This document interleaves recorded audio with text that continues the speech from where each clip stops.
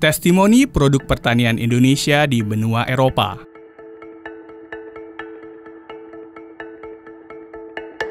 Bisu dan besar, seperti paus raksasa.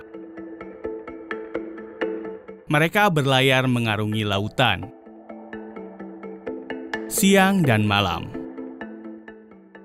Kapal pengangkut barang-barang Indonesia hingga ke pelosok terjauh di dunia.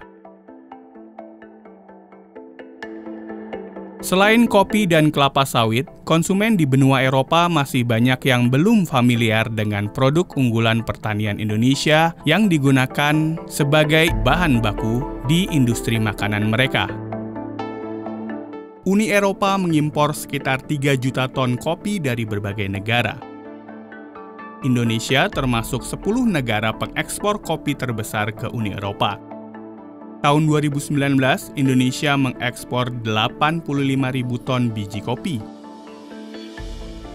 Di video ini kami menyajikan roasting biji kopi Mandailing Lintong dari Sumatera Utara di Roastery Cafe Werkstatt Kuha di Desa Offenhausen, Bavaria, Jerman.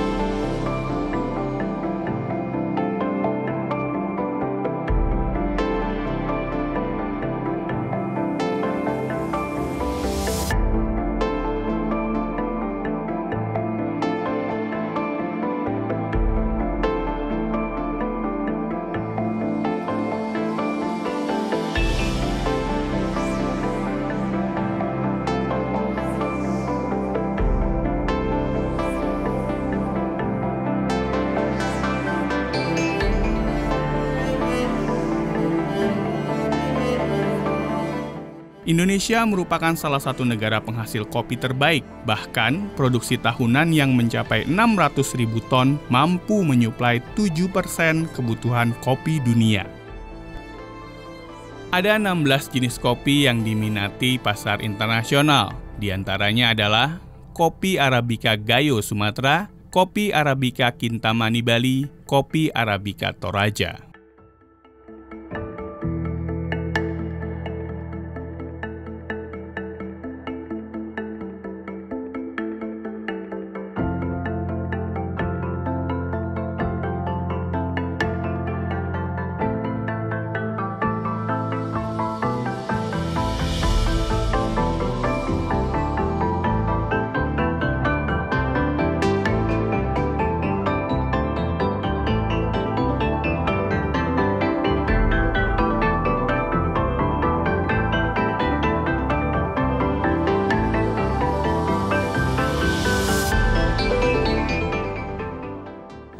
Indonesischer Kaffee ist bekannt für seine Komplexität, für seine kräftige Tasse, für seine komplexen Aromen, von floral über fruchtig, schokoladig, würzig. Und durch seinen kräftigen Körper wird er auch oft benutzt für Blends. Genau, und hat er einfach viel zu bieten.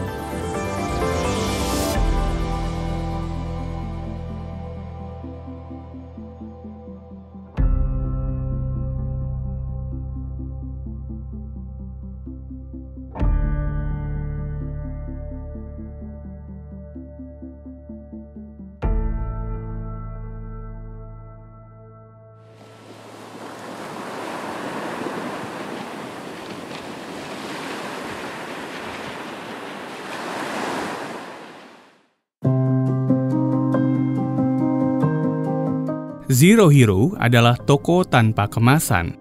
Tujuan utama toko ini adalah untuk menghindari pemborosan makanan, pemborosan kemasan, dan pengurangan sampah plastik. Sebuah konsep yang mendorong daur ulang bebas sampah atau zero waste dan berbasis lingkungan. Cara pembelian pada Zero Hero adalah pelanggan membawa tempat sendiri ke toko tersebut. Tempat yang kosong ditimbang,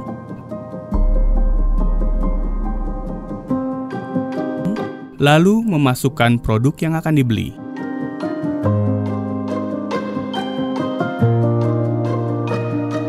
Setelah pengambilan produk yang dibutuhkan selesai, Pembayaran dilakukan setelah penimbangan kembali di tempat yang telah berisi dengan produk yang dibeli. Dengan membeli di toko dengan konsep ini, pelanggan ikut mengurangi sampah plastik dan mengurangi pemborosan pembelian karena telah direncanakan dengan penyediaan tempat yang dibawa. Also uns gefällt sehr gut an den indonesischen Produkten, dass wir eben direkten Bezug haben zum Lieferanten, der wiederum die Bauern dort persönlich kennt und wir da im Austausch sind und es ist super einfach, das direkt zu beziehen.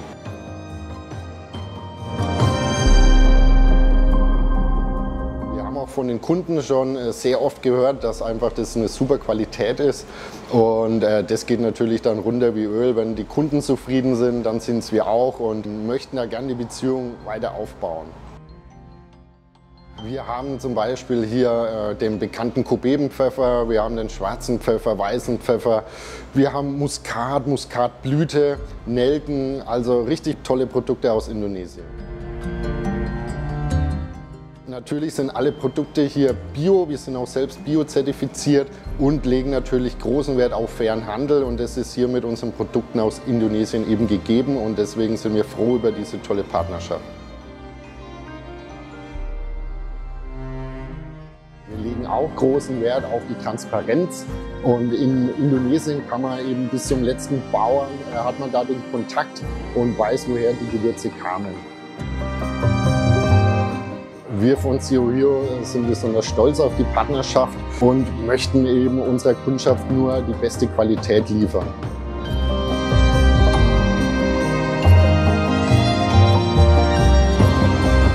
Pertanian merupakan salah satu sektor utama dalam perekonomian Indonesia.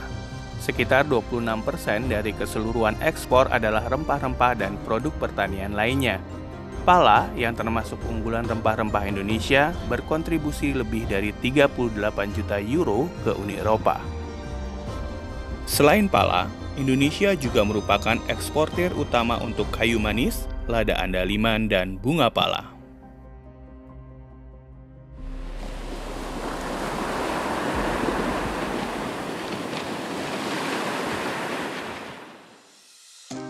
Komoditas ekspor Indonesia lain yang sangat banyak masuk ke Uni Eropa adalah vanili. Anggrek wangi asal Indonesia yang masuk ke Uni Eropa pada tahun 2019 mencapai 42.000 kg. Indonesia merupakan eksportir vanili terbesar ketiga di Uni Eropa setelah Madagaskar dan Papua Nugini.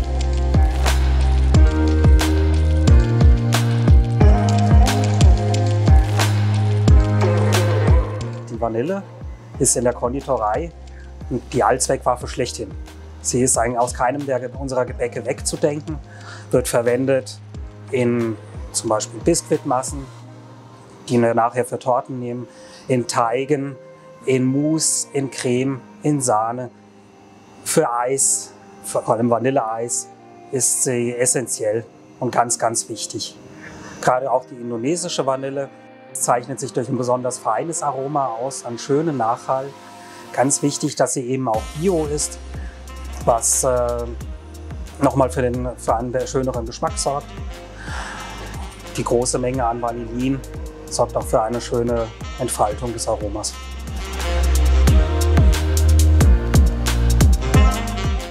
Gerade die Gewürze aus Indonesien sind in der Weihnachtszeit hier in Deutschland und speziell in Nürnberg, für Nürnberger Lebkuchen, absolut wichtig. Für Lebkuchen benötigt man zum Beispiel Zimt, Kardamom, Nelke, Muskat, Muskatblüte. Ohne diese Gewürze würden die Lebkuchen nie funktionieren, nie so schmecken, wie sie schmecken sollen. Das heißt, die Nürnberger Lebkuchen würden ohne die Gewürze aus Indonesien nicht existieren. Weiterhin benötigen wir Gewürze für alle möglichen anderen Weihnachtsgebäcke, Spekulatius, Zimtsterne und speziell der indonesische Zimt zeichnet sich auch wieder durch ein wunderbares Aroma aus, das das Gebäck herrlich schmackhaft macht.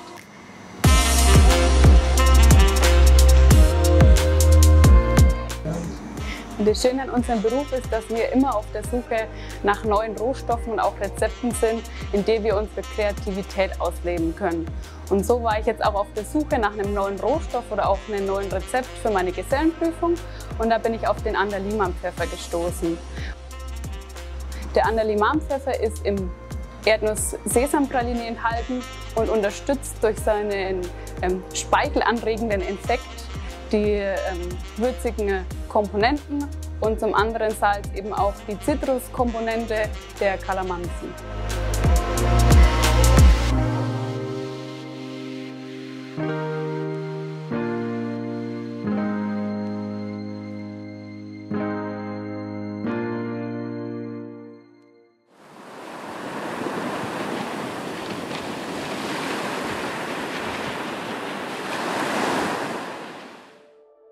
Rempah-rempah lain yang merupakan andalan Indonesia di pasar Uni Eropa adalah pala dan fuli. Dengan nilai ekspor 38,8 juta euro, Indonesia merupakan eksportir pala terbesar ke Uni Eropa. Sementara fuli asal Indonesia juga menguasai hampir seluruh produk impor fuli di Uni Eropa, yaitu mencapai 90,8% dengan kuantitas 416.000 kg pada tahun 2019, nilainya mencapai 5,6 juta euro.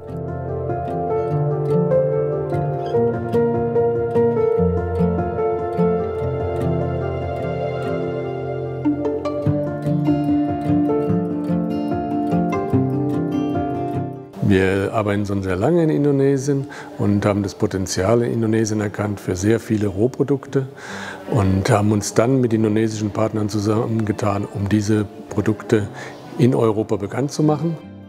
Die Muskatnuss, die Muskatblüte, Cassia, die Vanille, der Pfeffer, aber auch die Nelken und vor allem auch der Kokosblütenzucker. Neben den Chancen gibt es natürlich auch Herausforderungen, insbesondere die Anpassung der Bedingungen im Feld an die Anforderungen in der EU bzw. insbesondere für die Bioprodukte. Beispielsweise muss jeder Container analysiert werden auf Pestizide, auf Schadstoffe, auf andere Materialien, die nicht vorhanden sein dürfen, damit diese nicht in die Nahrungsmittel gelangen. Trade balance ekspor komoditas pertanian Indonesia ke Uni Eropa dan sebaliknya, ekspor produk pertanian Uni Eropa ke Indonesia berjumlah 4,8 miliar euro pada tahun 2019. Dari jumlah tersebut, ekspor Uni Eropa senilai 930 juta euro dan ekspor Indonesia bernilai 3,9 miliar euro. Di masa corona, permintaan rempah-rempah dari Indonesia lebih tinggi dari sebelumnya. Konsumen Uni Eropa menginginkan produk yang sehat dan aman. Ini adalah peluang bagi petani Indonesia untuk memantapkan diri di pasar Eropa dengan kualitas yang premium. Ekspor produk pertanian berkualitas tinggi terbukti berhasil menempatkan produk pertanian asal Indonesia diminati dan mampu duduk sejajar dengan produk pertanian dari negara eksportir lainnya di pasar Uni Eropa.